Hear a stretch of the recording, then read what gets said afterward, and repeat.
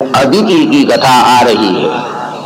अदिति के मन में बड़ा क्षोभ हो गया, बड़ा दुख हो गया। मेरे पुत्रों को इतना कष्ट हो गया कर वे बहुत दीन दीन बन रही थी। एक बार महर्षि कश्यप वहां पर पहुंचे। कश्यप ने देखा कुछ रौनक नहीं, कुछ भी नहीं है, कोई उत्सव नहीं है, श्मशान जैसा घर दिख रहा था। महर्षि कश्यप ने पूछा अदिति को, ये सब क्यों ऐसा हो रहा है? तुम्हारे पास में जो रौनक चाहिए, जो श्री चाहिए, वो नहीं दिख रही है, उसका कारण क्या है? अप्यग्नयस्तु वीरायाम नहुता हविषासति। क्या तुमने कोई पाप कर्म तो नहीं किया? प्रतिदिन अग्निहोत्र करना चाहिए सो तुमने छोड़ तो नहीं दिया। भगवान का ध्यान जब करना चाहिए सो तुमने छोड़ तो नहीं दिया। ये सब श्रेय कहां तुम्हारी चली गई? बिल्कुल ऐसा श्मशान जैसा घर दिख रहा है। अदिति ने कहा उस समय में, भगवान बात यह है, बहुत दुख में मैं पड़ी हूं, मेरे पुत्र सब कहां गए कुछ पता नहीं लग रहा है। कुछ ऐसा उपाय आप करें जिससे हमारे पुत्रों का उद्धार हो, पुनर्निर्माण हो। यथा तानि गुणस्साधो प्रबद्धीरन् ममात्मजाः तथा विधेहि कल्याणं धिया कल्याणकृत्तम्। आप ही समर्थ हैं हमारे पुत्रों का उद्धार करने में। जब इस प्रकार प्रार्थना की, महर्षि कश्यप कहने लगे, देखो मोह कितना भारी होता है। अपने पुत्रों के लिए फिक्र कर रही है। अरे पुत्र हो अपुत्र हो क्या लेना देना था, लेकिन संसार ऐसा है, ये मेरे हैं, ये पराये हैं। मेरे लोग अगर सुखी हो तो मैं सुखी, और मेरे जितने वो दुखी हो तो मैं दुखी। इस प्रकार अध्यास के कारण, अज्ञान के कारण लोग इस संसार में भटक रहे हैं। जब तक अहम ममा ये ना छूटे तब तक उस परमात्मा की ओर दृष्टि लोगों की नहीं होती। तुम्हारे असली अगर कोई बंधु है वो तो वो परमात्मा है, बाकी सब क्षणभंगुर है। या वो छोड़कर तुमको जाएगा या तुम उनको छोड़कर जाओगे। छोड़कर जाना ये तो सुनिश्चित है, निश्चित क्या सुनिश्चित है, वियोग होना निर्णीत है। एक परमात्मा ही ऐसा है जिसका वियोग कभी किसी का होता ही नहीं।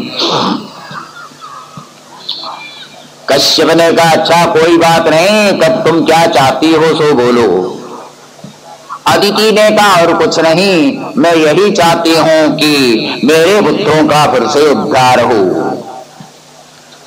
अदिति में खास कोई अंतर नहीं था।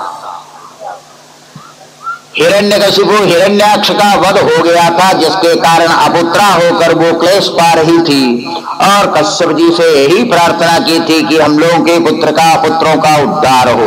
और अदिति भी यही बोलती है, लेकिन भावना में फर्क पड़ गया। अदिति बोल रही थी कि एक पुत्र हमारा ऐसा प्राप्त हो जो इंद्र को मार डाले। अदिति बोल रही थी एक ऐसा हमको पुत्र हो जिससे मेरे पुत्रों का उद्धार हो। क्या फर्क पड़ा दोनों में? दोनों में कोई फर्क नहीं है, लेकिन अदिति यह चाहती है दूसरों की हानि हो और हमारे पुत्रों का उद्धार हो। अदिति चाहती है दूसरों की हानि नहीं, हमारे पुत्रों का उद्धार हो। मतलब एक ही था दोनों का। लेकिन कश्यप जी प्रसन्न हो गए और कहा कि मैं एक व्रत बता देता हूं, उसको करो तो जरूर तुम्हारे पुत्रों का उद्धार हो जाएगा। कश्यप ने कहा 12 दिन के लिए तुम्हें एक व्रत रखना है। उपदिष्टस्व पुरुषम भगवंतम जनार्दनम सर्वभूत गुहावासम वासुदेवम जगद्गुरुम द्वादशाहम पयोव्रतम। 12 दिन के लिए पयोव्रत तुम्हें करना है। फाल्गुन मास में शुक्ल पक्ष में प्रारंभ करना है। फाल्गुन श्यामले पक्षे द्वादशाहम पयोव्रतः अर्चेद अरविंदाक्षम भक्त्या परमयान्वितः। पयोव्रत उसको बोलते हैं, दूध का ही उसमें उपयोग होता है। भगवान का अभिषेक करो दूध से, भगवान को भोग लगाओ खीर बना करके, स्वयं प्रसाद लो खीर का ही, और पानी में भी थोड़ा दूध डालकर तब उससे स्नान किया जाता है। दुग्धमय होने के कारण उसको पयोव्रत कहा है। ये पयोव्रत करो 12 दिन तक, जरूर भगवान प्रसन्न होंगे और तुम्हें ऐसा पुत्र प्राप्त होगा जो अन्य समस्त पुत्रों का उद्धार करेगा। श्रुतम पयसि नैवेद्यम शाल्यन्नम विभविष्यति ससर्पे सगुणम दत्वा जुहुयान मूल विद्या। मूल विद्या से हवन भी करना होगा 12 दिन के व्रत के बाद में। व्रत बता दिया, अब उसके बाद में उसी प्रकार पूरे व्रत का अनुष्ठान अदिति ने किया। इत्युक्ता सादिति राजन् सुभर्त्रा कश्यपेन वै अन्वतिष्ठत् व्रतमिदं द्वादशाहम् अतन्द्रिकाः। 12 दिन तक निरंतर भगवान के ही चरणारविंद का चिंतन करते हुए पूर्ण व्रत रखकर निर्विघ्न रूप से उस व्रत को अदिति ने संपन्न किया। भगवान का उसे दर्शन हो गया था स्वप्न में। तस्या प्रादुर्भूतात भगवान आदि पुरुषा पीतवासाश्च दुर्बाहु शंख चक्र गदाधरा। भगवान के दर्शन से वो कृतकृत्य सी हो रही थी और भगवान ने यही बतलाया कि मैं तुम्हारे पुत्र के रूप में आ जाऊंगा और सभी दुख में दूर करूंगा। तावदुक्त्वा भगवांस्तत्रैवान्तरदीयत प्रविष्टमात्मनि हरिरं संशयविदपेक्षणः। भगवान के तेज का अंश सर्वप्रथम महर्षि कश्यप के शरीर में आया और वही तेज फिर बाद में अदिति के उदर में पहुंचा। जयोरुवाच भगवन् रुक्रम नमोस्तुते नमो ब्रह्मण्य देवाय त्रिगुणाय नमो नमः नमस्ते पृश्निगर्भाय वेदगर्भाय वेदसे त्रिनाभाय त्रिवृष्टाय शिविविष्टाय विष्णवे।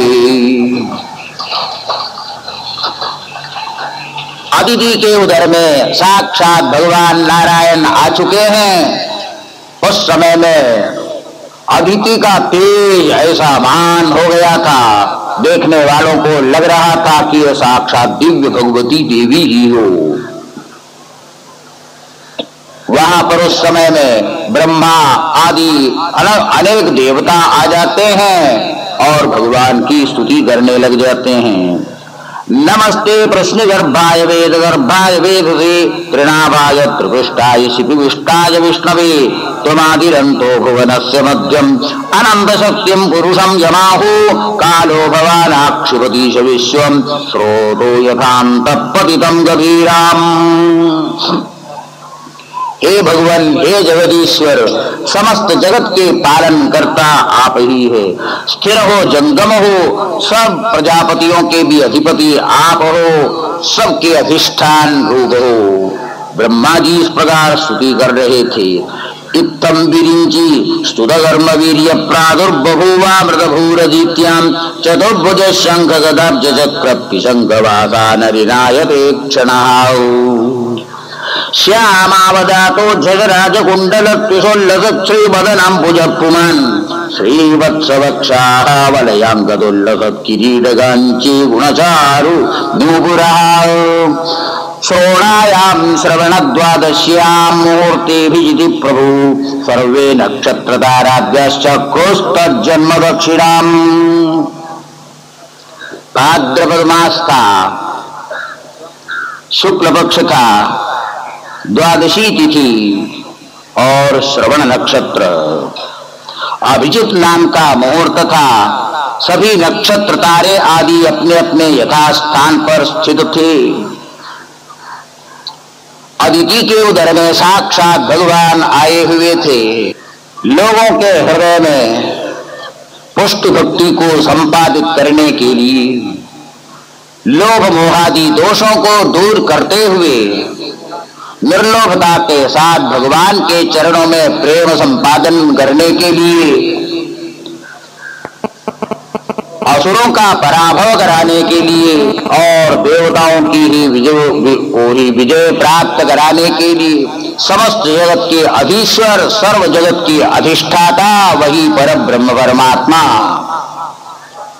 प्रायः मध्यम दिन का यही समय था। उसी समय में इस पृथ्वी में वामन के रूप में अवतीर्ण होकर आ जाते हैं। बोलिए वामन भगवान की जय। द्वादश्याम सविता तिष्ठन् मध्यम दिनगतो नृप विजया नाम सा प्रोक्ता यस्याम जन्म विदुर्हरिः। शंख बजने लगे उस समय में, दुंदुभियां बजने लगी थी, मृदंग पणग आदि बज रहे थे। देवता उस समय में पुष्प वृष्टि ऊपर से करते जा रहे थे। गंधर्व लोग गीत गा रहे थे, ऋषि मुनि आदि स्तुति बोलते जा रहे थे। सिद्ध विद्याधर आदि किम पुरुष आदि ये सब के सब भगवान का गीत गा रहे थे, सभी प्रशंसा कर रहे थे। इसी बीच में भगवान सबके मध्य में, तारों के मध्य में चंद्रमा के समान समझो या आसमान में सूर्य के समान प्रादुर्भूत हो गए थे। यद्बुर्भादि विभूषणायुधैरव्यक्तमधारयद्धरिः बभूव तेनैव वामनो वटुः सम्पश्यतो दिव्यगतिर्यथा नटः। प्रकट होते समय में चतुर्भुज शंख चक्र गदाधारी होकर ही प्रकट हुए थे, लेकिन देखते ही देखते वह एक वामन छोटा सा रूप धारण करके खड़े हो गए। तम बटुम भावनम दृष्ट्वा मोदमाना महर्षयः कर्माणि कारयामासु पुरस्कृत्य प्रजापतिम्। वामन बटुक को देखकर वहां जितने भी ऋषि महर्षि थे सब लोगों ने प्रजापति को आगे करके प्रजापति को आगे कर समस्त कर्मों को करा दिया था और उपनयन संस्कार उस समय में करा दिया था। तस्योपनीयमानस्य सावित्रीं सविता ब्रवीत्। वामन भगवान का यज्ञोपवीत संस्कार उसी समय में किया जा रहा था। सावित्री गायत्री मंत्र को स्वयं सूर्य भगवान ने उच्चारण करके सुनाया। बृहस्पतिर ब्रह्मसूत्रम, बृहस्पति ने स्वयं जनेऊ दे दिया था यज्ञ सूत्र। मेखलाम कश्यपो ददात, कटी में बांधने के लिए मेखला उनके पिता कश्यप ने ही उस समय में दिया था। ददो कृष्णाजिनम भूमि, पृथ्वी ने स्वयं मृगचर्म कृष्णाजिन दे दिया था। दंडम सोमो वनस्पति, सोम वनस्पति के राजा दंड उनको समय में दे देते हैं। कौपीनाच्छादनम माता, माता अदिति ने स्वयं कौपीन आच्छादन दिया था। द्यौश्छत्रम जगदपदे, जगतपति भगवान वामन के लिए छत्र छाता उन्होंने दे दिया था। दिव ने ही छाता दे दिया था, स्वर्ग लोक में से ही वो छत्र आया था। कमंडलुम वेदगर्भ, वेदगर्भ स्वयं ब्रह्मा जी ने कमंडलू प्रदान किया था। कुशान सप्तर्षयो ददुः, सप्तर्षियों ने कुश प्रदान किया था। अक्षमाला महाराज सरस्वत्यव्यात्मना, साक्षात भगवती सरस्वती ने जप करने के लिए हाथ में अक्षमाला प्रदान की थी। तस्मा इत्युपनीताय अक्षराट पात्रिका मदात, कुबेर ने स्वयं ही सुवर्णमय पात्र उनको दे दिया था भिक्षा लेने के लिए। भिक्षाम भगवती साक्षात उमा दादम्बिका सती, उमा भगवती अंबिका ने स्वयं उनको प्रथम भिक्षा दे दिया था। सब ब्रह्मवर्चसे देवं सदां संभावितो वटुः ब्रह्मर्षि गण संजुष्टाम अत्यरोचतमारिषः। इस प्रकार उनका उपनीत संस्कार, उपनय संस्कार हो गया था। ब्रह्म वर्चस्व के साथ सूर्य के समान शोभायमान होकर वे ही वामन भगवान सबके बीच में शोभायमान हो गए। सब लोग एक तक देख रहे हैं। बोलिए वामन भगवान की जय, भागवत भगवान की जय। नमः पार्वती पते हर हर महादेव। श्रीमन श्रीमन्नारायण नारायण नारायण श्रीमन्नारायण भजमन्नारायण नारायण नारायण भजमन्नारायण नारायण नारायण श्रीमन्नारायण नारायण नारायण श्रीमन्नारायण श्रीमन्नारायण नारायण नारायण श्रीमन्नारायण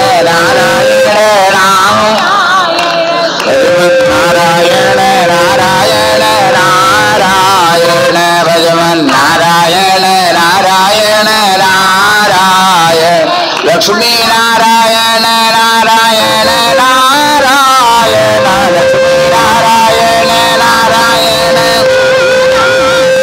श्रीमन्नारायण नारायण नारायण श्रीमन्नारायण नारायण नारायण श्रीमन्नारायण नारायण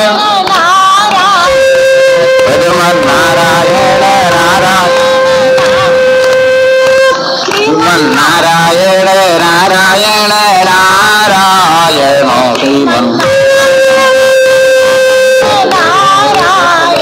श्रीमन्नारायण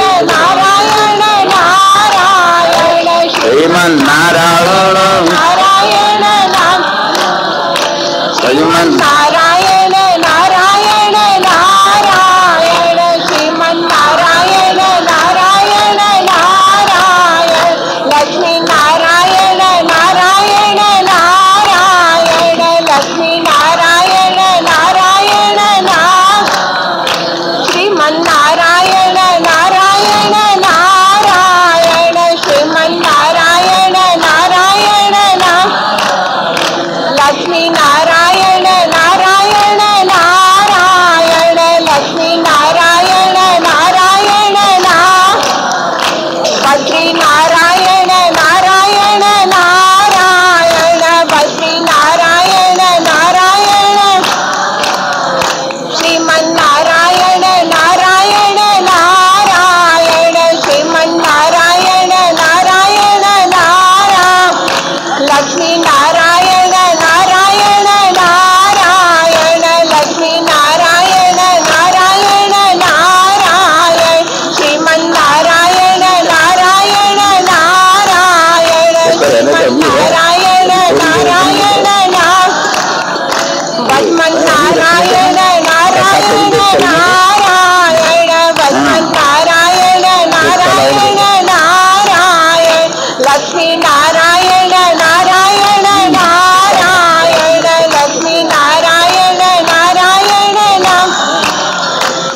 श्रीमन्नारायण नारायण नारायण श्रीमन्नारायण नारायण नारायण श्रीमन्नारायण नारायण नारायण भजमन्नारायण नारायण नारायण श्रीमन्नारायण नारायण नारायण श्रीमन्नारायण नारायण नारायण लक्ष्मी नारायण नारायण नारायण लक्ष्मी नारायण नारायण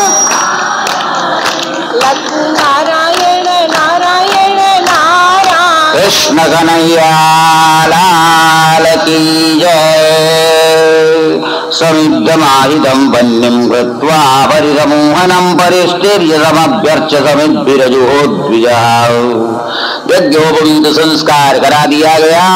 वामन भगवान वहां से अब निकलते हैं। श्रुत्वा स्वमेधिर्यजमानमोर्जितं बलिं भृगूणामुपकल्पितैस्तत जगाम तत्राखिल सारसंभृतो भारेण गां सन्नमयन् पदी पदी।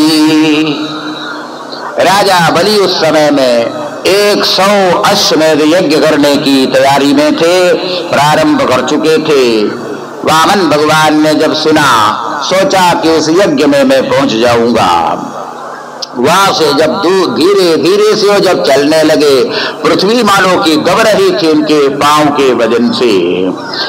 तम नर्मदायास्तडवुत्तरे बलिर्यवत्विजस्ते भ्रुवच्छ संज्ञके प्रवर्तयन्तो भृगवक्रतुत्तमं व्यचक्षदारा उदितं यथा रविम्। यह यज्ञ नर्मदा के किनारे हो रहा था, जहां पर भृगुवंशीय लोग सब रह रहे थे। शुक्राचार्य आदि वहीं पर थे। भृगुओं के रहने का जो कच्छ है उसी का नाम भृगु कच्छ है, जिसको आजकल भरूच बोलते हैं। वहां पर दशाश्वमेध घाट है। 10-10 अश्वों को बांध कर राजा बलि ने 100 अश्वमेध करने का निर्णय किया था। उसी समय में वहां पर साक्षात वामन भगवान पहुंच गए। स्वागतेनाभिवन्द्यातपादो भगवतो बलिः अवनिज्यार्चयामास मुक्तसंग मनोरमम्। राजा बलि ने देखा वामन भगवान महान तेजस्वी आए हुए हैं, तो उनके चरणों को धो करके विधिवत पूजन किया और पूजन करने के बाद स्वागत कहते हुए कहा, यद्यद्वडो वाञ्छति तत्प्रतीक्ष मे त्वामर्तिनं विप्रसुतानुवर्कैः गां काञ्चनं गुणबद्धाममृष्टं तथान्नवेयमुत वा विप्रगण्यां तान् समृद्धान् तुरगान् गजान् वारथा सदार्हत्तमसं प्रतीक्षमे। बटू को संबोधन करते हुए राजा बलि ने कहा, आज हमारा यज्ञ पूर्ण हो रहा है, संपन्न हो रहा है। आपके आगमन से ही हमारा भाग्य पूर्ण रूप से खुल रहा है। अब आपके मन में जो भी इच्छा हो सो मुझसे मांग लो, मैं आपको सब कुछ देने के लिए तैयार हूँ। इति वै रोचनिर्वाक्तं धर्मयुक्तं ससुहृदं निशम्य भगवान प्रीत प्रतिनन्देदमब्रवीत्। इस प्रकार जब राजा बलि ने कहा, तो उस समय में वामन भगवान कहने लगे, वजस्तवेदज्जनदेवसूलृतं कुलोचितं धर्मयुतं यशस्करं यस्य प्रमाणं मृगवस्सं पराये पितामहः कुलवृद्धो प्रशान्तः।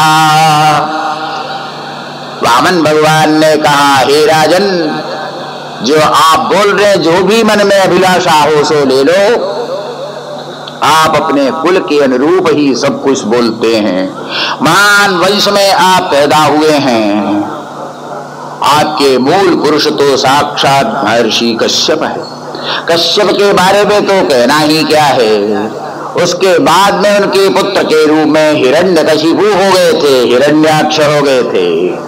यद्यपि असुर के रूप में वे प्रसिद्ध थे, परंतु मामूली नहीं थे। हिरण्याक्ष का वध करने के लिए स्वयं भगवान को सूकर रूप धारण करना पड़ा था, सूकर बनना पड़ा था। वैसे स्वयं आकर वध नहीं कर सके थे।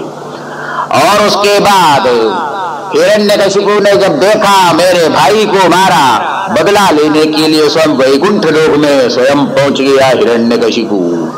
हिरण्यकशिपु जब वैकुंठ में पहुंच गया, भगवान नारायण ने देखा ये मेरे से युद्ध करेगा और ऐसा इसने वरदान प्राप्त किया है कि इसको हराना मुश्किल है। तो वहां से भगवान नारायण नीचे उतर के चले आए। नीचे जब उतर के आए स्वर्ग में, सारे वैकुंठ में ढूंढने के बाद हिरण्यकशिपु को जब भगवान दिखाई नहीं पड़े तो समझ लिया कि यहाँ से भाग गया है। वहां से नीचे उतर के आए। स्वर्ग में जब आए तो भगवान विष्णु ने सोचा, अरे ये यहाँ पर भी आ रहा है, भागो यहाँ से भी। वहां से विष्णु भगवान पृथ्वी पर आए। पृथ्वी पर जब आए तो हिरण्यकशिपु भी पृथ्वी में पहुंच गया। यहाँ पर भी आया समझकर फिर भगवान पाताल लोक चले गए। पाताल में भी पहुंच गया हिरण्यकशिपु। जहाँ कहीं पर भी नारायण जाए उसके पीछे पीछे हिरण्यकशिपु लग गया। नारायण ने सोचा इससे अब छुटकारा मिलना मुश्किल पड़ रहा है। अंत में भगवान नारायण ने क्या किया, सूक्ष्म रूप से हिरण्यकशिपु के हृदय में जाकर छिप कर बैठ गया। अब हिरण्यकशिपु इधर उधर बाहर भटक रहा है, ढूंढ रहा है, कहीं पर भी नारायण मिल नहीं रहा। हिरण्यकशिपु ने समझ लिया वो तो मरी गया दिखता है मेरे भय से, अब ढूंढना बेकार है। देखो कितने जबरदस्त वीर थे। हाँ, थोड़ी बहिर्दृष्टि जरूर थी जिसके कारण वो अंदर ढूंढा नहीं उसने और भगवान का दर्शन वो अंदर नहीं कर सका। नारायण भी एक बार तो हिरण्यकशिपु से डर ही गया था, इसलिए महान वीर वो हिरण्यकशिपु हो गए। और उनका पुत्र प्रहलाद तो बहुत ही प्रसिद्ध है, इतने बड़े भारी भक्त हो गए, ऐसा भक्त कोई संसार में नहीं हुआ, इसलिए प्रहलाद भी महान हो गए। और प्रहलाद का पुत्र विरोचन हुआ था, विरोचन इतने बड़े भारी वीर हो गए कि उनको जीतने वाला कोई संसार में नहीं था।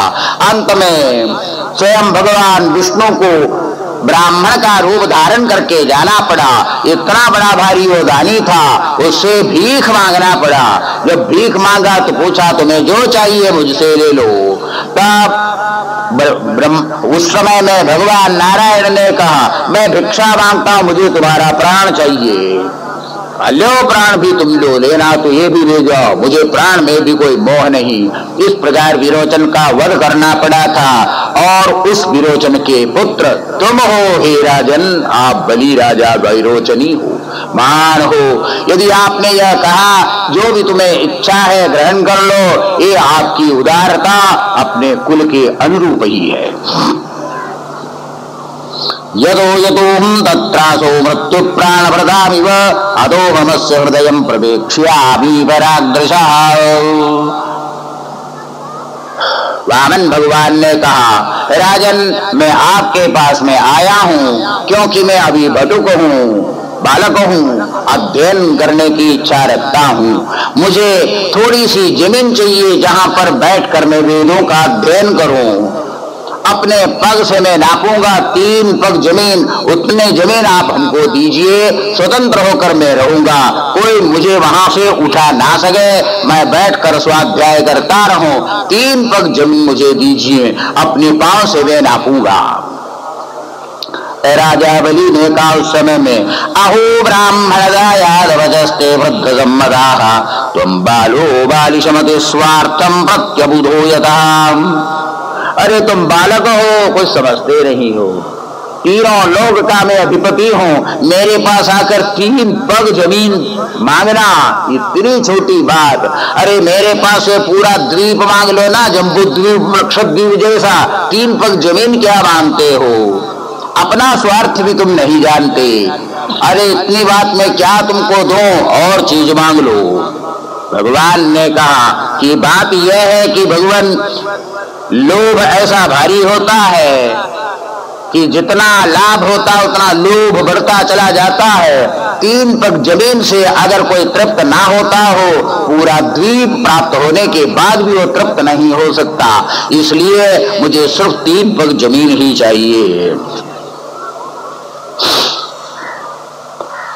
राजा बलि ने कहा बड़ी अच्छी बात है, चलो तो 3 पगे जमीन ले लो। इत्युक्त सहसन्नाहवांछाद प्रतिगृह्यताम् वामनाय महीम् दातुम् जग्राह जलभाजनाम्। उसके बाद में जो दान उस समय में दिया जाता था, संकल्प पढ़कर दिया जाता था। दान देने के लिए कमंडल मंगाया, जल भाजन हाथ में ले लिया और भगवान विष्णु वामन भगवान के लिए संकल्प पढ़ने जा रहे थे।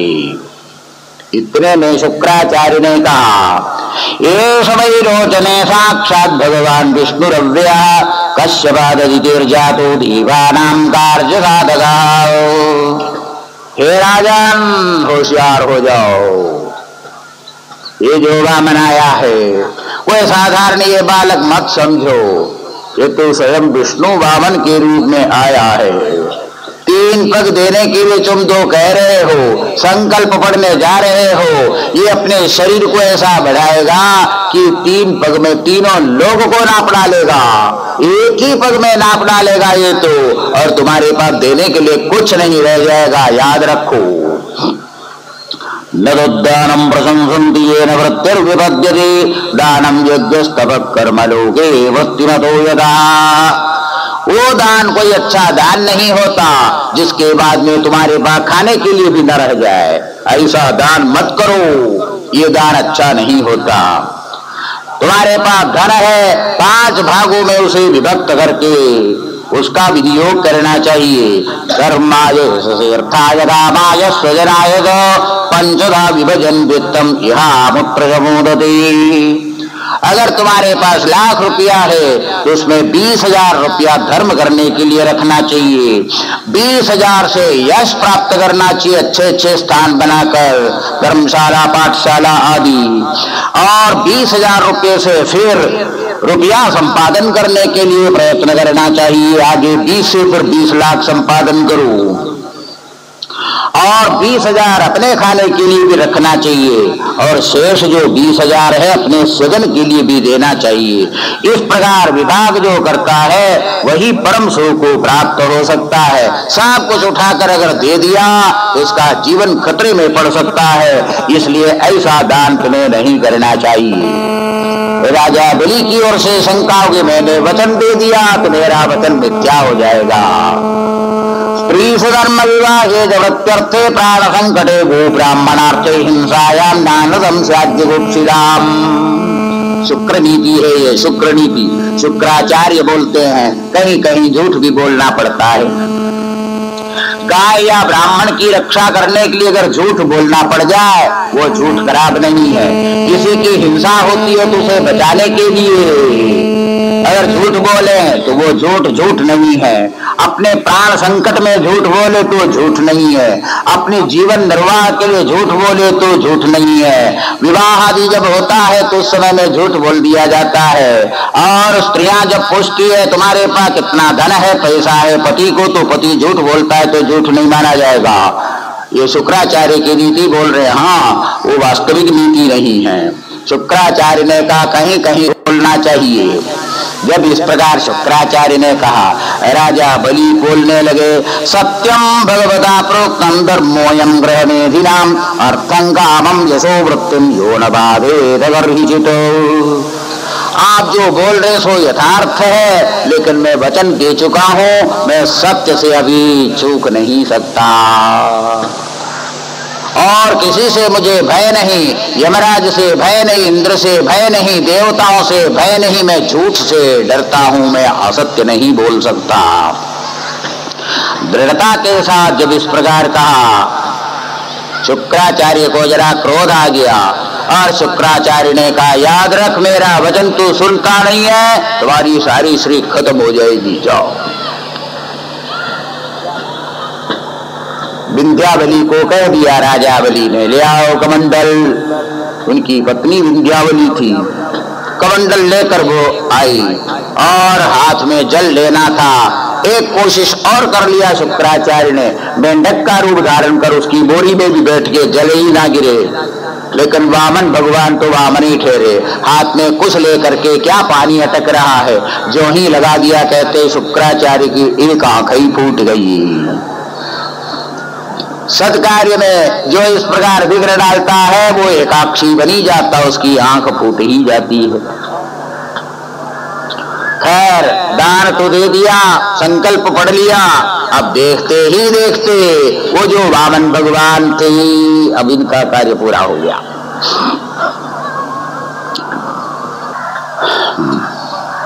तद्वामनं रूपमवर्धदद्भुतं भरीरनं तस्य गुणत्रयात्मकं भूकं दिशोद्योर्विवरा पयोदयः तिर्यन्द्रदेवार्षयो यदासत। वो वामन भगवान का जो स्वरूप था एकाएक बढ़ना शुरू हो गया। देखते ही देखते वामन भगवान का इतना विशाल विश्व रूप हो गया, एक ही पग में पूरी पृथ्वी को उन्होंने नाप लिया। और दूसरा पग जो ही रखा वो पृथ्वी से लेकर के सत्यलोक तक पहुंच गया। वामन भगवान अभी विश्व रूप हो चुके थे। जब सत्यलोक में पांव पहुंच गया, ब्रह्मा जी हड़बड़ा के उठ गए, अरे भगवान का चरण आ गया, चरण आ गया। ऋषि मुनियों को बुला लिया। कमंडल में गंगा जल भर के रखा था। तादुक्कमंडलुजलम तदुरुक्रमस्य पादावनेचर पवित्रतया नरेन्द्र स्वर्धन्य पुण्यवसिता पतितानि मार्ष्टिलोकत्रयं भगवतो विशदेव कीर्ति। कमंडल्स में जल लाकर भगवान का चरण धोया और विधिवत पूजन किया। ऋषि महर्षियों ने भी पूजन किया। यह सौभाग्य प्रथम बार ब्रह्मलोक सत्यलोक में हो रहा है। धरातल में तो भगवान बार बार आते हैं, 10-10, 20-20, 24 अवतार लेते हैं, ब्रह्मलोक में नहीं जाते। बस ब्रह्मलोक में प्रथम बार भगवान का चरण पहुंच गया था, विधिवत पूजन कर लिया, वही जल फिर त्रिपथगामिनी गंगा बन गई, और वही गंगा स्वर्ग गंगा, भूतल गंगा, पाताल गंगा से 3 भागों में विभक्त हुई। ब्रह्मादयो लोकनाथा स्वनाथाय समादता सानुगा बलिराज संक्षिप्ता पयुदयी। इस प्रकार राजा बलि की सारी जमीन समाप्त हो गई, सारी संपदा समाप्त हो गई, सब वामन के अधीन हो गई थी। राजा बलि के जितने अनुयायी थे असुर, उनको बड़ा क्रोध आ गया, देखो ये तो क्या ठगा गया, मारो इसको, देखो पूरे हमारे स्वामी के संपूर्ण संपत्ति उसने हड़प कर लिया है। सर्वस्वं नो हृदं भर्तु न्यस्तदण्डस्य वर्हिषि सत्यव्रतस्य सततं दीक्षितस्य विशेषदा। युद्ध करने के लिए वे आ गए, परंतु वामन भगवान के सामने भला कौन टिक सकता था, वे सब के सब खत्म कर दिए गए। आधाराक्षसो ज्ञात्वा विराट प्रभुजगीर्षिदाम। उसके बाद में वामन भगवान ने राजा बलि को पाश से बांध दिया। वामन भगवान ने कहा, 2 पग अभी तक मैं रख चुका हूं, 1 पग में सारी पृथ्वी को नाप लिया, दूसरे पग में मैं सत्य लोग तक अपना पांव पहुंचा दिया, तीसरा पग रखने के लिए मुझे स्थान दो। तुमने प्रतिज्ञा की है 3 पग जमीन में दूंगा, अगर नहीं देते हो ये सब कुछ तुमने जो दान दिया सब बेकार हो जाएगा, तुमको नरक में जाना पड़ेगा, क्योंकि तुमने प्रतिज्ञा की है, प्रतिश्रुत किया है। राजा बलि उस समय में नागपाश से आबद्ध हो चुके थे, दीन हो चुके थे, उनके पास कुछ भी नहीं रह गया था। जो प्रतिज्ञा की थी उसे पूर्ण करने के लिए उनके पास कुछ भी बचा नहीं था। राजा बलि ने कहा उस समय में, यद्युत्तम श्लोक भवान ममेरिदं भजो व्यदीगं सुरवर्यमन्यदि करो मृगं दन्न भवेत् प्रलम्बनं पदं तृतीयं गुरु शीर्ष्णिमेनियम्। हे भगवान, यदि आप ये समझते हैं कि मेरा वचन झूठ हो रहा है, भगवान मैं झूठ होने नहीं दूंगा। तृतीय चरण रखने के लिए स्थान नहीं है आप बोलते हैं, आप मेरे मस्तक पर अपना तीसरा पग रखिए, तीसरा पाद मेरे मस्तक पर आप रखिए, मैं अपने वचन को जिस किसी भी प्रकार पूर्ण करूंगा। भगवान ने उस समय में अपने तृतीय जो पाद है राजा बलि के मस्तक पर ज्यों ही रखने लगे। कितना बड़ा वो पग था और मस्तक तो छोटा ही रहा होगा। भगवान का चरण यहां से सत्यलोक तक पहुंच चुका था, लेकिन जो सत्य में निष्ठा रखने वाला है, सत्य का पूर्ण रूप से परिपालन करने वाला है, सत्य के लिए सर्वस्व दान देने वाला है, सत्य के पीछे मर मिटने को जो तैयार है, उसका सत्य कभी खलास नहीं हो सकता, टूट नहीं सकता। भगवान का इतना बड़ा भारी जो चरण था, राजा बलि के मस्तक की ओर ज्यों ही बढ़ाया, बढ़ाते बढ़ाते अपने आप 1 फुट का रह गया, 12 इंच का रह गया, और रखा तो पूरे मस्तक पर बराबर समा गया। कितना भी बड़ा क्यों न हो, परंतु सत्यनिष्ठ के सामने उसका बड़प्पन खलास हो जाता है और इतना छोटा हो जाता है कि उसके सत्य कभी टूट नहीं सकता। पदम तृतीयं गुरु शीर्ष्णिमेलियं विभेविनाहं निरयत् पदच्युतो नपाशवन्ताद्व्यसनाद्दुरत्ययात् नैवार्थकृच्छा भवतो विनिग्रहाद साधुवाद भृशमुद्विजेयथा। यह जो सौभाग्य प्राप्त हुआ संसार में शायद ही किसी को प्राप्त हुआ होगा। भगवान ने अपने चरण को साक्षात किसी के मस्तक पर रख दिया हो। हम भगवान के चरणों में मस्तक अपना जरूर रखते हैं, लेकिन हमारे मस्तक पर भगवान शायद पांव नहीं रखते हैं। कोई उदाहरण नहीं मिलता है। पूरे पुराणों को देखेंगे, शास्त्रों को देखेंगे तो उदाहरण नहीं है कि किसी के मस्तक पर भगवान ने अपने पांव को रख दिया हो। एक उदाहरण जरूर मिलता है और वह उदाहरण है कालिया। कालिया के मस्तक में भगवान चढ़ गए थे, लेकिन भगवान का वो चढ़ना इस प्रकार हुआ कि उसका मर्दनी किया गया, लेकिन राजा बलि के मस्तक पर पांव रखा उनको हमेशा के लिए अनुग्रहित करने के लिए। किमात्मनानेन जहादियं तद किंवृत्तारे स्वयराख्यदस्सुभि किं जायया संसृतिः हेतुभूतया मर्त्यस्य गेहे विहायुषो व्ययाः।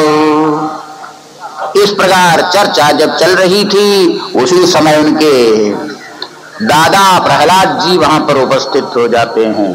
प्रहलाद के पुत्र विरोचन, विरोचन के पुत्र बलि। प्रहलाद ने आकर भगवान को प्रणाम किया और कहा, भगवान आपने बहुत उचित किया, क्योंकि तीनों लोक का वैभव प्राप्त होने के बाद मेरे पौत्र को बड़ा ही अहंकार हो गया था। उस अहंकार को आपने ध्वस्त कर दिया।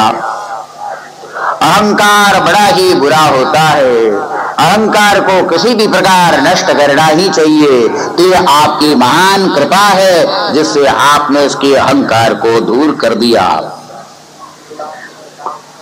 भगवान ने कहा उस समय में, हे राजन, अब आप यहाँ से पाताल लोक चले जाएंगे और वहीं पर आप निवास करेंगे। प्रहलाद जी को भी कहा, आप भी जो है यहाँ से आप जाएंगे पाताल लोक। भूरभावन भूतेश देव देव जगन्मयो मुंचैनंबर सर्वस्वन्नायमर्हति निग्रहम्। उसी समय ब्रह्मा जी पहुंच गए। ब्रह्मा जी कहने लगे कि हे भगवान, पाताल लोक जाने के लिए आप इसको कह रहे हैं, लेकिन नाग पाश से जो बांध रखा आपने, ये पाश को तो आप खोल ही दीजिए। सर्वस्व इस प्रकार नाग पाश में बांध के रखना ये सर्वथा अनुचित है। आप इसे छोड़िए, इसे मुक्त कीजिए, इसे मुक्त कीजिए।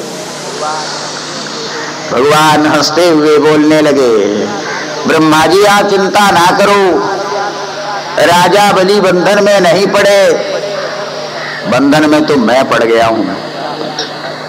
अच्छा, भगवान ने कहा, हे राजन, आप जाओ पाताल लोक में। बड़ा ही वह सुंदर स्थान है, सुतल नाम का है। नीचे के 7 जो लोग है पाताल पर्यंत, उसमें सुतल बड़ा ही सुंदर स्थान है, वहां पर जाओ और आपकी रक्षा करने के लिए द्वार में मैं हमेशा ही रहूंगा और आपको दर्शन निरंतर प्राप्त होता रहेगा। भगवान की आज्ञा मानकर राजा बलि, प्रहलाद आदि जितने थे वे सबके सब पाताल लोक चले गए। सुतल नाम के पाताल लोक में पहुंच गए और भगवान नारायण जो वामन भगवान थे, इंद्र को अपना राज्य दे दिया, उपेंद्र भी बन गए और स्वयं द्वारपाल के रूप में राजा बलि के महल के पास में खड़े। बड़ा लंबा समय बीत गया। वैकुंठ में बैठी हुई लक्ष्मी कहने लगी, ये क्या हो गया? नरसिंहावतार हो गया तो एक ही दिन में सारा काम पूरा हो गया था। मत्स्यावतार भी हुआ तो एक प्रलय तक रह गए थे। कूर्मावतार भी थोड़ी देर के लिए, रामावतार भी हुआ तो 10-5 हजार वर्ष के लिए जरूर हुआ। लेकिन ये क्या हो गया, लंबा समय बीत गया, अभी तक भगवान का कोई ठिकाना नहीं लग रहा, वापिस ही नहीं आ रहे, कहाँ चले गए। चिंता में पड़ गई वैकुंठ में लक्ष्मी। चिंता में वो पड़ी थी। एक बार वहां पर देवर्षि नारद जी पहुंच गए। नारद जी को देखकर लक्ष्मी जी ने कहा कि देवर्षि नारद जी, आप सब कुछ जानते हैं, समस्त लोकों में विचरण करते हैं, अब ये तो बताइए, वामनावतार लेकर मेरे पति यहाँ से गए थे, अभी तक वापिस ही नहीं है कहाँ वो? नारद जी कहने लगे, अरे वो तो राजा बलि का दरबान बन गया है, गुरखा डंडा हाथ में लेकर खाकी पहनकर खड़े रहते हैं। वो तो जब देखो दरवाजे पर खड़े हैं, बाहर से राजा बलि के रिश्तेदार आदि आ जा तो उनका बिस्तर लेकर ऊपर पहुंचाना, और जाना हो तो इधर बिस्तर ले जा करके उनके रथ पर रखना, ये सब उनको काम मिला हुआ है। वहां पर वो खड़े हैं, वो दिन रात उनको वहां पर पहरा देना पड़ रहा है। लक्ष्मी जी को तो रोना आ गया, कहते अरे मेरे पति की ये दुर्दशा हो गई, अब मैं क्या करूं, कैसे करूं, कोई उपाय तो आप बताइए देवर्षि जी। देवर्षि ने कहा तुम जाओ वहां पर, वहां जाकर के उनको बुला लाओ, यही उपाय हो सकता है। लक्ष्मी जी स्वयं पाताल में पहुंच गए, सुतल लोक में। लक्ष्मी के पहुंचने का अर्थ होता है पूरी संपदा वहां पर पहुंच जाना। पहले की अपेक्षा 1000 गुना संपदा वहां पर आ गई थी। लक्ष्मी जो ही अंदर जाने लगी तो दरबान ने रोक दिया, खबरदार आगे नहीं बढ़ना। लक्ष्मी ने कहा मैं तो स्वयं लक्ष्मी हूं, आपकी पत्नी हूं, मुझे क्यों रोक रहे हैं। कहा मैं यहाँ का दरबान हूं, इस समय मैं दरबान का काम करूंगा, तुमको अंदर जाने नहीं दूंगा। लक्ष्मी ने तो कमाल कर दिया, मुझे भी ये रोक रहे हैं, आगे बढ़ने नहीं दे रहे हैं। फिर देवर्षि जी का स्मरण किया, कहा क्या करना चाहिए। देवर्षि ने कहा इसका भी उपाय है, बड़ा अच्छा उपाय मैं बताता हूं। बता दिया। उसके बाद लक्ष्मी ने दरबान को प्रणाम करके कहा कि बड़ा ही उत्तम दिवस है, मैं अपने भाई को जाकर रक्षाबंधन करूं, रक्षाबंधन मुझे करना, उसके लिए